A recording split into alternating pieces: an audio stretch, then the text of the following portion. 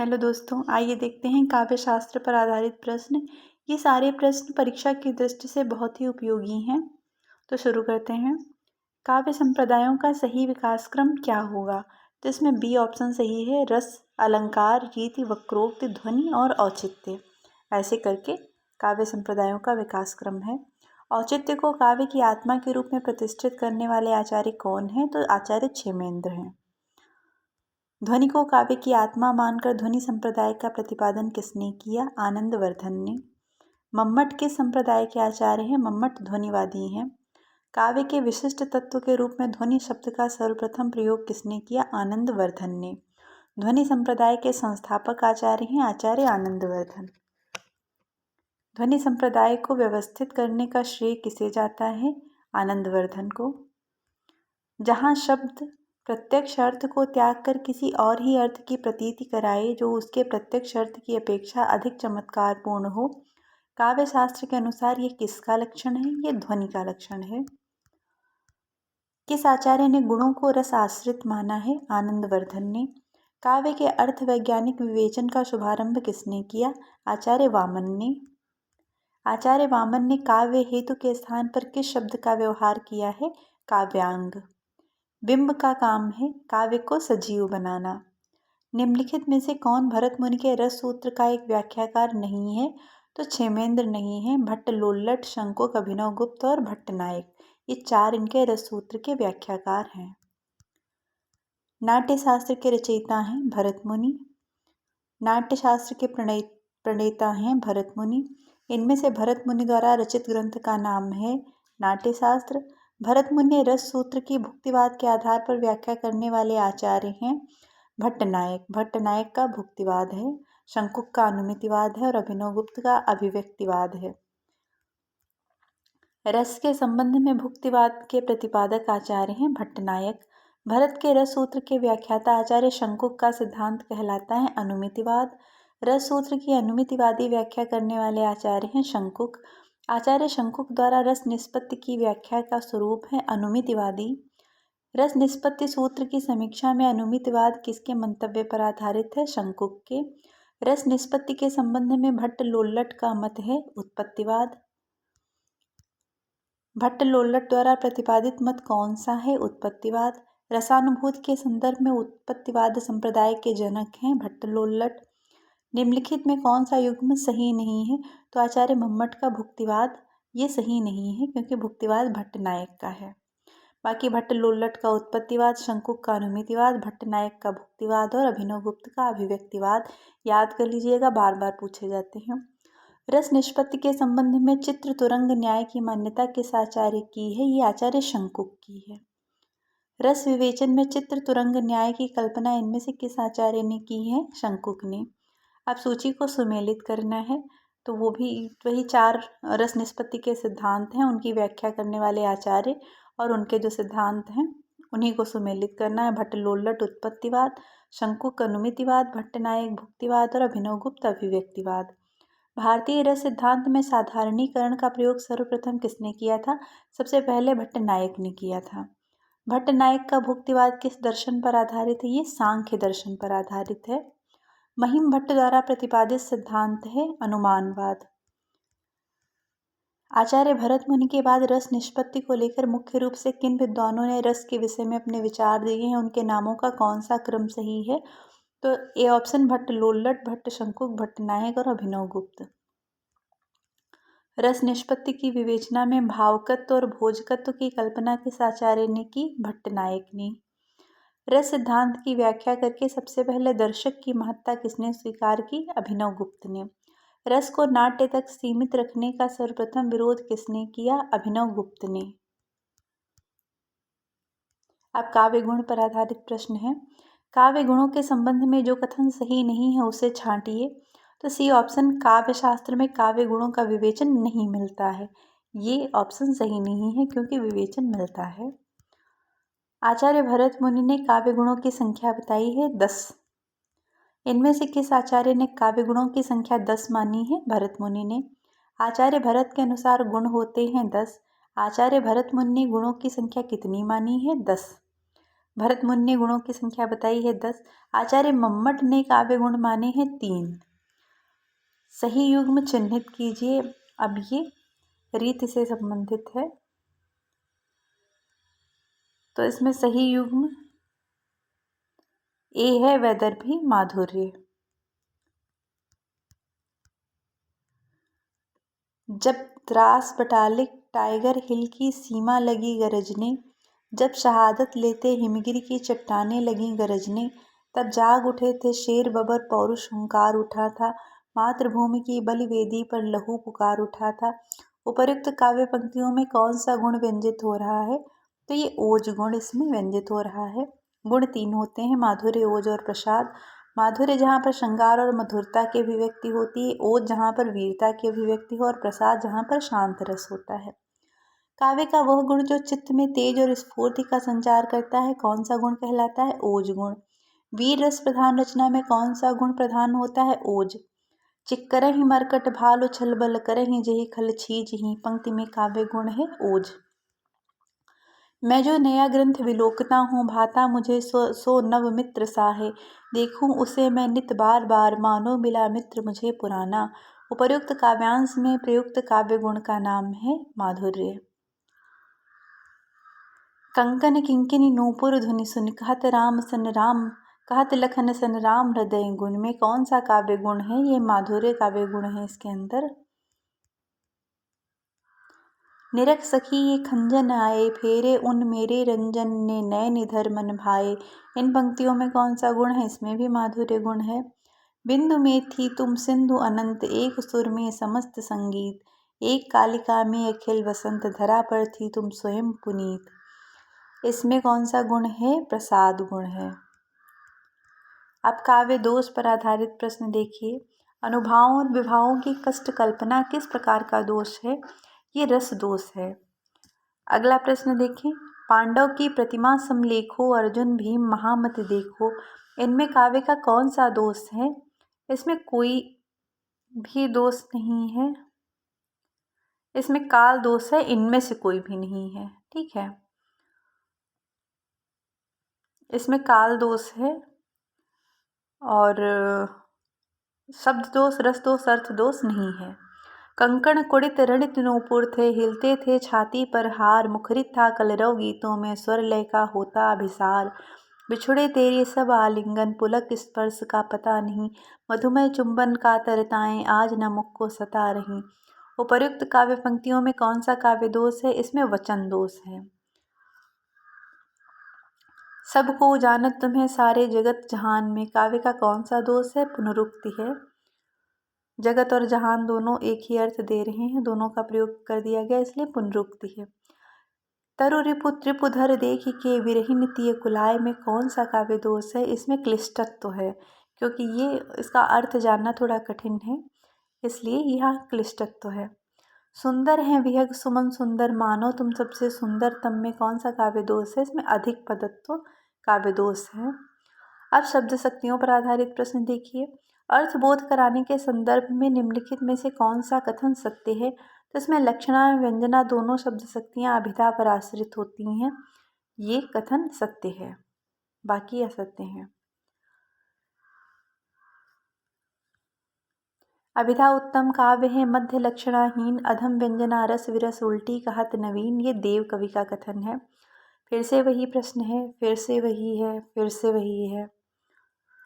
शब्द की वह शक्ति जिससे वाच्यार्थ प्रकट होता है कहलाती है अभिधा। मुख्यार्थ का बोध कराने वाले व्यापार को कहते हैं अभिधा। जिस शब्द शक्ति की प्रतीति सबसे पहले हुआ करती है वो अभिधा। व्यंजना शब्द शक्ति का संबंध किससे है? व्यंग्यार्थ से। रस की अनुभूति कराने में अभिधा शब्द शक्ति ही प्रधान है, यह मान्यता है आचार्य भट्टनायक की। सिंधु सेज पर धरा वधु अब तनिक संकुचित बैठी सी, इस अवतरण में कौन सी शब्द शक्ति है? इसमें व्यंजना है। जब सिंह तलवार लेकर उतरा तो गीदड़ भाग गए, इस वाक्य में कौन सी शब्द शक्ति है? इसमें लक्षणा है। लक्षणा शब्द शक्ति द्वारा शब्द के जिस अर्थ का बोध होता है उसे क्या कहेंगे? लक्ष्यार्थ। मनहु उमगी अंग अंग छवि छलके, तुलसी की इस पंक्ति में कौन सी शब्द शक्ति है? लक्षणा। बनन में बागन में बगरो बसंत है, पद्माकर की इस पंक्ति का अर्थ शब्द की किस शक्ति से ग्रहण किया जा सकेगा? लक्षणा से।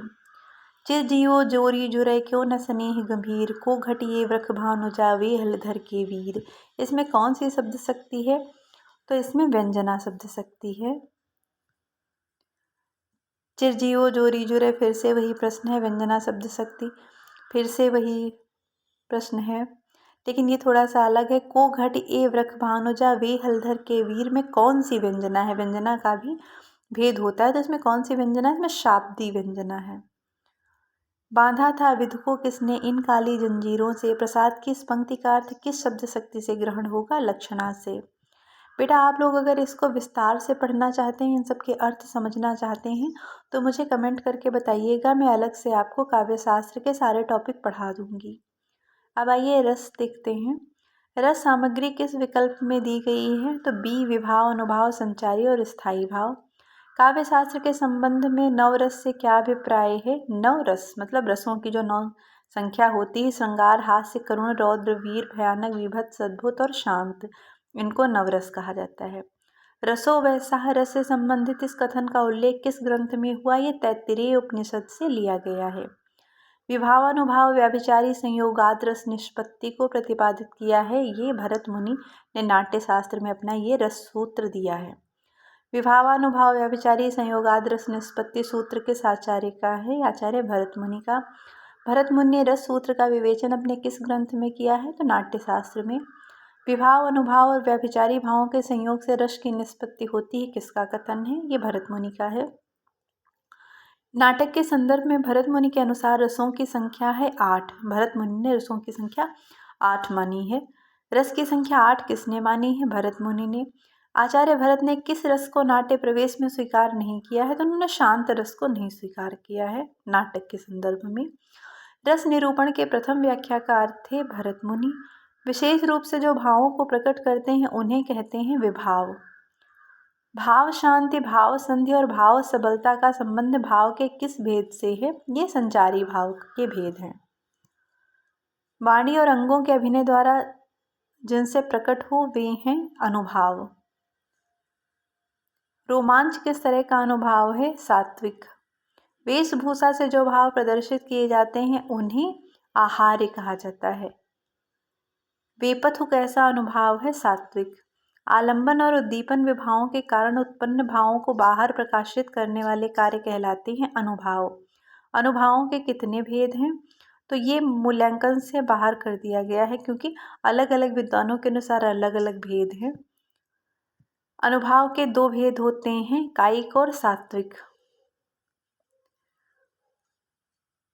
ज्यों ज्यों पटु झटकति हठति हंसति नचावति नयन, त्यों त्यों निपट उदारहु फगुआ देत बनैन। पंक्ति में कौन सा अनुभाव है? इसमें कायिक अनुभाव है। आचार्य देव ने किस भाव को 34वां संचारी भाव कहा है? उन्होंने छल को 34वां संचारी भाव कहा है। इससे पहले संचारी भावों की संख्या 33 थी। रसों के संचारी भावों की कुल संख्या होती है 33। आचार्य देव ने 34वां जोड़ दिया उसमें। संचारी भावों की संख्या मानी जाती है 33। संचारी भावों की संख्या कितनी होती है? 33। अपस्मार क्या है? संचारी भाव का एक प्रकार है। अब सूची को सुमेलित करना है, तो इसमें देखिए, श्रृंगार का स्थायी भाव रति है, अद्भुत का विस्मय है, शांत का निर्वेद है और वीर का उत्साह है। ये रस को स्थायी भाव से सुमेलित करना था। फिर रस को स्थायी भाव से सुमेलित करना है। अद्भुत का विस्मय है, वीर का उत्साह है, रौद्र का क्रोध है, करुण का शोक है। निम्नलिखित में किस विकल्प में स्थायी भाव दिए गए हैं? तो बी रति, शोक, उत्साह और भय, ये स्थायी भाव है। निम्नलिखित में कौन सा स्थायी भाव नहीं है? तो विषाद स्थायी भाव नहीं है। वीर रस का स्थायी भाव है उत्साह। वीर रस का स्थायी भाव है उत्साह। निर्वेद किस रस का स्थायी भाव है? शांत रस का। वीरों का कैसा हो वसंत में किस रस की सृष्टि हुई है? वीर रस की। किस रस का संचारी भाव उग्रता, गर्व, हर्ष आदि है? ये वीर रस का है। विभत्स रस का स्थायी भाव है जुगुप्सा। किस रस का स्थायी भाव जुगुप्सा है? ये विभत्स का है। विभत्स रस का स्थायी भाव है जुगुप्सा। फिर से वही प्रश्न है, फिर से वही प्रश्न है। फिर है अद्भुत रस का स्थायी भाव है विस्मय। फिर अद्भुत का स्थायी भाव विस्मय। विस्मय आश्चर्य किस रस का स्थायी भाव है? अद्भुत रस का। शांत रस का स्थायी भाव है निर्वेद। फिर से वही प्रश्न है, राम को रूप निहारती जानकी कंकन के नग की परछाई। उपर्युक्त पंक्ति में कौन सा रस है? इसमें श्रृंगार रस है। श्रृंगार रस का स्थायी भाव है रति।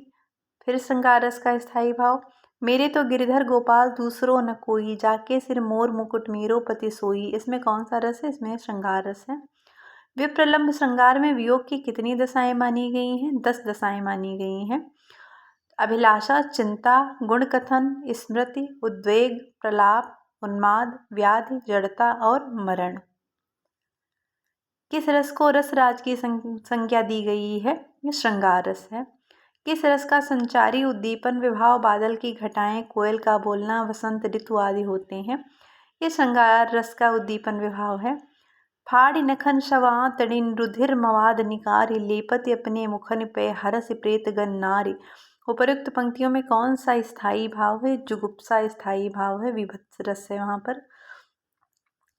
विंध्य के वासी उदासी तपोव्रत धारी, महाबिनु नारी दुखारे। इन पंक्तियों में कौन सा रस है? इसमें हास्य रस है।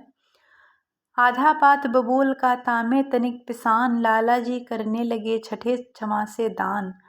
इसमें कौन सा रस है? इसमें भी हास्य रस है।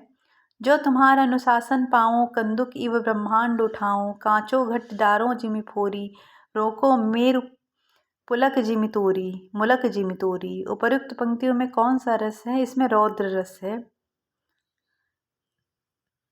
राग है कि रूप है कि रस है कि जस है कि तन है कि मन है कि प्राण है कि प्यारी है। इन पंक्तियों में कौन सा रस है? इसमें अद्भुत रस है। केशव कह न जाए का कहिए, देखत तव रचना विचित्र, अति समुझ मन ही मन रहिए। इसमें कौन सा रस है? इसमें अद्भुत रस है। समरस थे जड़िया चेतन सुंदर साकार बना था, चेतना एक विलसती थी आनंद खंड घना था। इन पंक्तियों में कौन सा रस है? इसमें शांत रस है। दुख ही जीवन की कथा रही, क्या कहूँ आज जो नहीं कही। इसमें करुण रस है। अभी तो मुकुट बंधा था माथ, हुए कल ही हल्दी के हाथ, खुले भी न थे लाज के बोल, खिले थे चुंबन शून्य कपोल। हाय रुक गया यहीं संसार, बना सिंदूर अनल अंगार, वात हत लतिका यह सुकुमार, पड़ी है छिन्ना धार। इसमें रस है करुण रस है। मन की उत्तप्त वेदना मन ही मन में बहती थी, चुप रहकर अंतर मन में कुछ मौन व्यथा कहती थी। दुर्गम पथ पर चलने का वो संबल छूट गया था, अविचल अविकल वह प्राणी भीतर से टूट गया था। इसमें करुण रस है।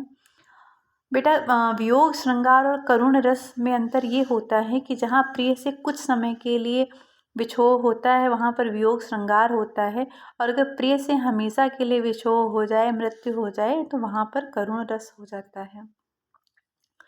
निम्न पंक्तियों में किस रस का निरूपण हुआ है? एक ओर अजगर ही लखी, एक ओर मृगराय, विकल बटोही बीच परो मूर्छा खाए। इसमें भयानक रस है। सोहत कर नवनीत लिए, घुटरुन चलत रेणु मंडित मुख दधिलेप किए। में कौन सा रस है? वात्सल्य रस है। मेरी भव बाधा हरो राधा नागरी सोई, जातन की झाई परे श्याम हरिद्युति होय। इसमें भक्ति रस है। भारतीय वृत्ति का संबंध किस रस से है? तो ये गलत है, इसमें कोई भी ऑप्शन सही नहीं है। आप इसकी व्याख्या पढ़ लीजिए। इसका संबंध पुरुष नटों या भरतों से है, इसलिए ये भारती कहलाती है। इसका संबंध स्त्रियों से नहीं है। इसका संबंध भरत मुनि ने करुण और अद्भुत रस से बतलाया है। तो इसमें करुण और अद्भुत दोनों दिए हुए हैं, इसलिए इसको गलत मान लिया गया है।